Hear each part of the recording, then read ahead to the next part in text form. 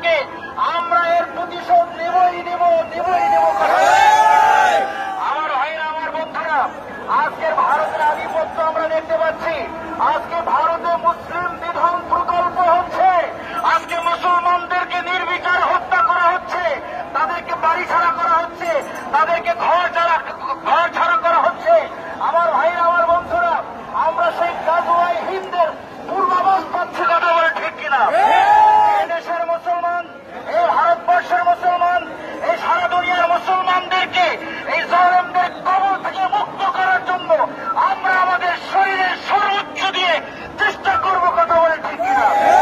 আমাদের শরীরের প্রতি ফোঁটা রক্ত দিয়ে হলেও আমরা এই জালেমদের বিরুদ্ধে, ইসলামের বিরুদ্ধে যারা অবস্থান দিচ্ছে তাদের বিপক্ষে অবস্থান নেবে ইনশাআল্লাহ।